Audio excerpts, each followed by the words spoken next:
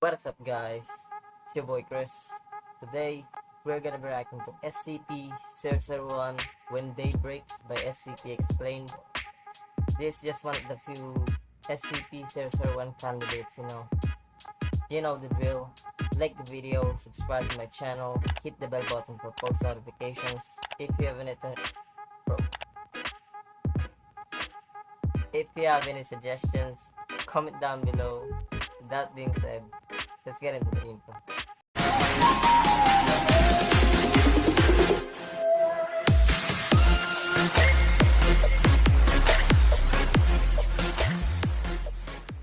You've been walking for days. Your body aches. You're dripping with sweat from the heat of the sun bearing down overhead. And yet you're wrapped up in layers upon layers of clothing. Even your face is covered. And you're wearing thick black goggles so that not a single centimeter of your body is exposed. Your journey has been Why long, though? and you feel like you might die from why are exhaustion you wearing that or much? from overheating due to these multiple layers of clothes. But dying is better than being exposed. You saw it happen when your entire team changed. The light cannot be trusted, not even for a fraction of a second. It's been like this for years. You've learned and survived through painful experience. Many of those you used to know cannot say the same. You've been alone for so Holy long. shit, what You happened? might have given up all hope if it wasn't for the distress signal coming from a nearby SCP Foundation containment facility, Site 46. Any kind of survivors would be better than nothing, no matter what kind of sorry shape they were in, as long as they were still human. What do You you find mean your by way that? to an opening in the side of a mountain and slide into the cave, hoping you weren't spotted. The whole world is crawling with those things now. You can't let yourself be seen. As you trudge down the cave towards... Pause. So I'm just gonna assume the end of the world that already happened, or it's just another XK class scenario that actually happened already. XK class scenario, for those who don't know, is the end of the world scenario. There's a lot of SCPs that is capable of doing that. I don't know about this one. So, towards the entrance, you see Let's what see. looks like a huge black snail trail splattered on the ground, leading into the facility. You try to avoid it and press on. You don't even need a key card to enter. The door has been left Alright. ajar. The facility reeks of those things, but you can't see any of them. You just hope they've moved on and left some human survivors in their What the wake. fuck is The that? place looks abandoned. Every step you take echoes through the empty halls. When you find that the elevator's out, you take the stairs all the way down to level B5, Keter Containment. Lucky for you, it seems all the cells are empty now. The horrors that were kept inside of them have all long since flown the coop. You keep following that slimy black trail until you find an abandoned office. There are no people here anymore. Just a broken barricade, some empty medicine bottles, and a bucket that the people Then would inside they the sense office the had apparently been using distress as a signal? toilet. You breathe a sigh of disappointment Right. at finding no one alive here, but you're at least relieved to be out of the sun. You can finally remove What's your up with the jacket sun? and head wrap. With your uncovered eyes, you notice that a nearby computer terminal is still powered up. You sit down at the desk and turn on the monitor. Because of the emergency procedures put into place in a K-class scenario like this, safeguards no longer apply. Oh, it's not You can access XK, all the alright. information you K-class. need, What's up to K-class? and including finding out what actually happened. In the dull glow of a nearby emergency light, you see a dark shape slumping through the halls in shadow. You tense up, then exhale as it slithers off into an adjoining Oh, hall. shit. You're safe for now. This The some terminal has Resident finally Evil shit loaded right here. and authenticated your access. You're staring at the file for SD Locke's proposal for SCP-001 When Day Breaks. It's the only name you can give the apocalypse your world is currently experiencing. This Oh, is it's one of already the happened. only anomalies in the Apocalypse, entire okay. history of the SCP Foundation to be given the Apollyon Containment class, meaning containment I'm not is familiar with truly that. impossible. Guys, SCP-0... if any of you guys know what's K-class scenario, also Apollyon class, what the hell is that? I never heard of that before. From it seems like this one is worthy of like being 001, considering that it already happened, you know? It's already apocalypse. 001 is the most dangerous enemy that the Foundation and planet Earth has ever faced. It's always been the principle of the SCP Foundation to battle in the dark so that the civilian world can thrive in the light. But now the light has become the enemy. Anyone exposed to any amount of sunlight for even the briefest period of time is subjected to the effects of SCP-001, and those effects are beyond horrifying. The SCP Foundation Administrator released an urgent memo telling Foundation personnel to make their way to Site-19 at all costs, because they need all the help they can get. Those exposed to SCP-001 in the process are no longer considered human. Their new designation is SCP-001-A. These new entities are to be avoided at all costs. But in case of emergencies, the Administrator says it is permitted to cut off parts of your transformed comrades and eat them to avoid starvation. No attempt should be made to kill them, since you won't succeed.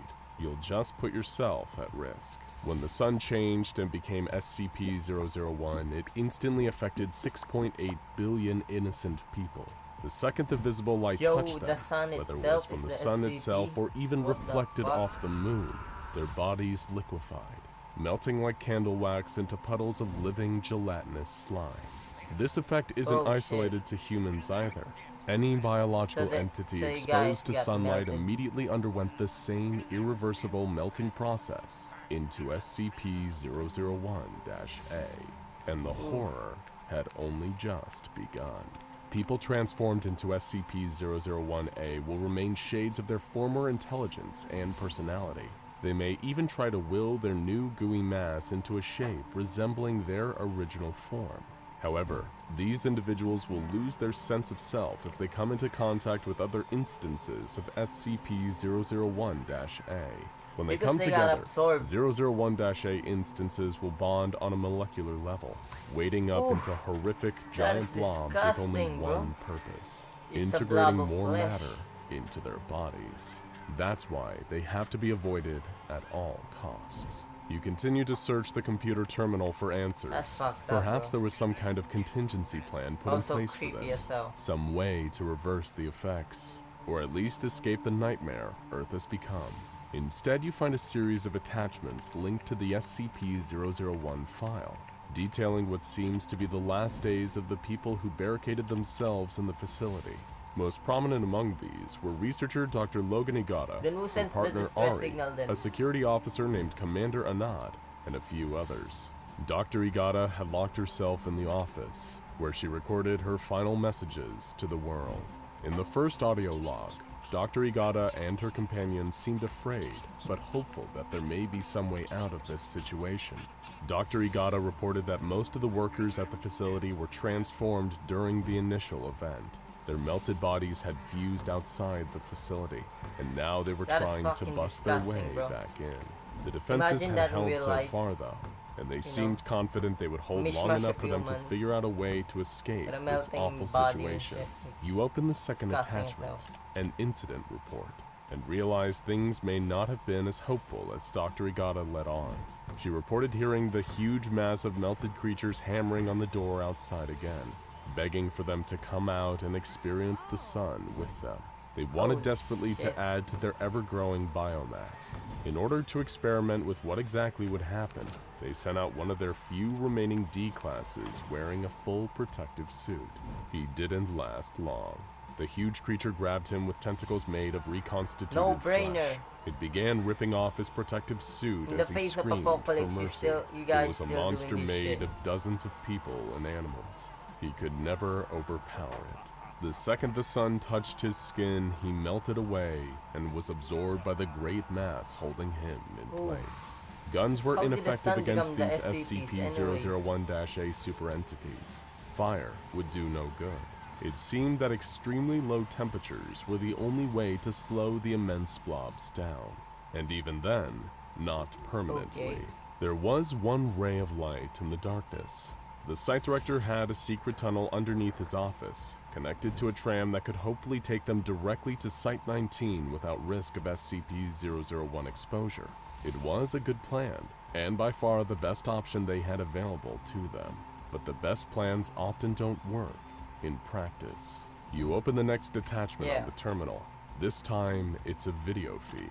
You can actually see Dr. Logan Igata, and she looks harrowed by what she's experienced. As it turns out, while the others, including her partner Ari, attempted to escape through the tunnel, something had happened. Dr. Igata heard Ari's voice over her radio, but there was something wrong with it. It was too low, too guttural, and filled with gurgles. SCP-001 had gotten her.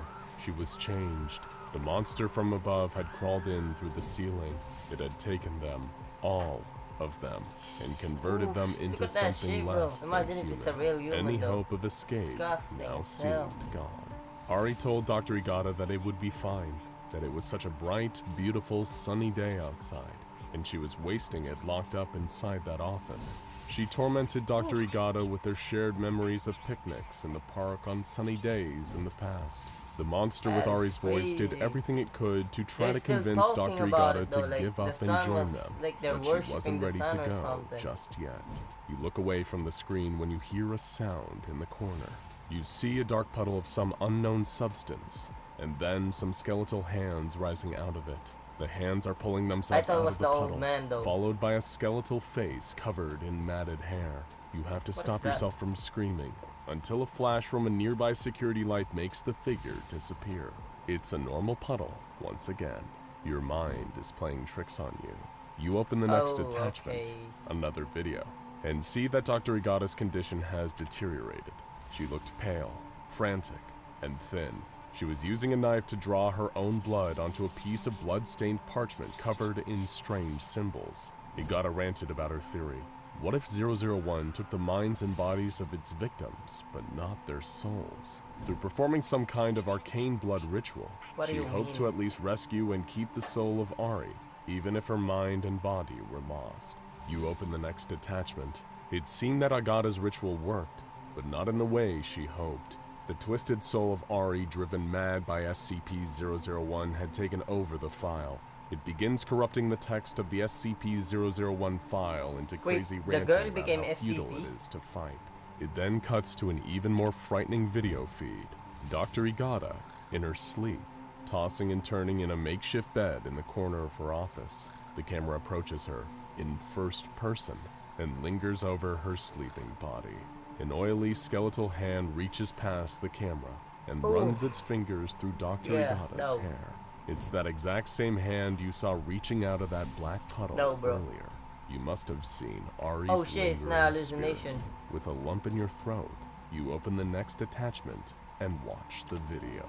You see Dr. Igata, now truly broken. She'd been haunted by Ari's demonic spirit for a long time now, and it has clearly taken its toll.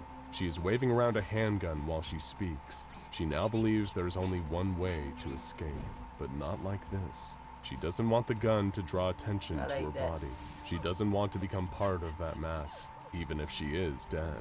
She opens a drawer on her desk she's recording at and places the gun inside. Dr. Igata then apologizes to her loved ones who are likely long since dead or assimilated and turns off the recording for the last time. In that moment, you realize there's a single drawer in the desk in front of you. When you reach forward and open it, you see the same handgun Dr. Igata was holding is laying inside. You pick it up and study it, weighing your options. Perhaps there truly is no other way out. Then you see an update on the file. One more attachment has been added while you were studying the gun. You feel your heart pounding in your chest as you reach forward and open the attachment. The text has been changed entirely. The file on SCP-001 is now a poem, an ode to the sun and to ultimate togetherness. Then a video file spontaneously opens itself. That is so dark, bro. It's a video of you that is so dark. Shot from behind. Ultimate togetherness. You see those oily skeletal hands reaching for you in the dark, just like they did with Dr. Igata. In that moment, you panic and fire the gun behind you, hoping to scare off the spirit. Instead, the sound of the gunshots attracts something far worse. The immense blob of screaming, melted flesh charges towards the office. You try to barricade the door, but it is not enough. The flesh seeps and bursts through and grabs you in its meaty tentacles. You scream and try to escape, but it You're won't dead. save you. Nothing will save That is so you. creepy. The flesh carries you upstairs, out through the empty halls, out into the cave. You can see the light in the distance as the blob ferries you towards it. You won't be alone for much longer. In fact, you won't be alone ever again.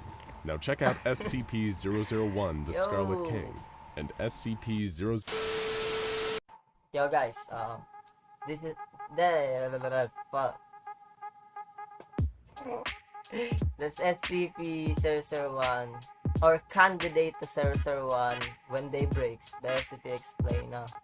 Also guys, I wanna know is this one of those parallel universe in SCP universe? Cause this already happened, right? Like the apocalypse and shit. The K-class scenario already happened. So is this one of those parallel universe? Cause for those who don't know, SCP operates in like many universe of each and every parallel. So yeah, there's this one with Odette, the cave that is actually where you go straight to it. Everything is dead, and if you come back to your world, it'll infect your world, and everything in your world will die. Everything, literally nothing will survive. Even the crocodile that is adapting to everything. So yeah. Also, this gives me a vibe of a darker version of "Don't go into the light." Do you know that phrase? Don't go into the light. Or go into the light, but this this one is darker version of it. But hey, that's it guys. Like the video, subscribe to my channel, come on, show me love, hit me the bell button for post notifications. If you have any suggestions, comment down below. If you want to see more of my reaction videos, head down to my playlist. With that being said, I'll see you guys.